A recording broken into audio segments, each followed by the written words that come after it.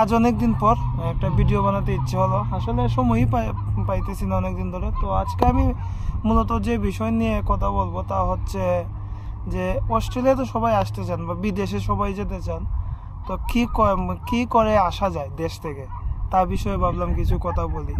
তা পুরোটাই আমার নিজের উপলব্ধি। তো অস্ট্রেলিয়া আসার পর একটা জিনিস আমি খুব ফিল করেছি, এইটা হইতেছে কার ড্রাইভিংটা যদি খুব ভালো করে শিখতাম তাহলে আমার জন্য অনেক কাজ অটোমেটিক তৈরি থাকতো। তো আপনাদের সবাইকে আমি বলবো যে দরকার হলে 20,000 30,000 টাকা বেশি দিয়ে হলেও কার ড্রাইভিংটা সম্পর্কে একটা পুরো আইডিয়া নিয়ে আসেন। আমার মতো কথা হইতেছে আপনারা এক্সপার্ট হয়ে আসবেন, তারপর এখানে এসে আপনি মনে করেন 1 মাস একটু ক্লাস করলেন, নিয়মগুলো শিখলেন, তারপরেই ওকে। তো এটা অনেক অনেক অনেক ভালো হয়। তারপর যে বিষয়টা তা হইতেছে আপনারা অন্যান্য কিছু কাজ শিখে আসতে পারেন। অনেকেই অবশ্য বারিস্তা বা এরকম অনেক কাজ শিখে আসে।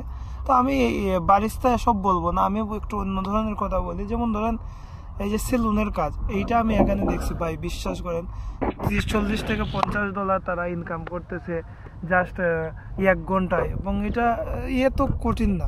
কিন্তু আমাদের দেশে কি হয় যে নাপিত বলে একটা অন্যরকম একটা জিনিস করে। কিন্তু সত্যি বলতে হইতাছে যে আপনারা যদি শিখে আসতে পারেন সেলুনের কাজটা ভালো করে, তাহলে অনেক অনেক ভালো হয়। তারপর হইতাছে প্লাম্বিং শিখতে আসতে পারেন, বা হইতাছে কার্পেন্ট্রির কাজ। এগুলো অবশ্য সময় সাপেক্ষ, কিন্তু আপনার কাছে পর্যাপ্ত সময় থাকলে তো দেখেন কার্পেন্ট্রি বা প্লাম্বিং শিখলে আপনি তো আপনার মেইন কোর্স একটা করবেন, কিন্তু ট্রেড কোর্স করে আপনার যে পিআরের ক্ষেত্রে ওইগুলো খুবই উপকার, কারণ হইতেছে পিআর পয়েন্ট অনেক কম এই সাবজেক্টগুলোতে।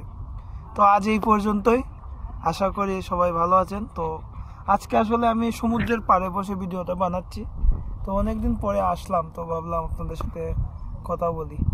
ধন্যবাদ সবাইকে।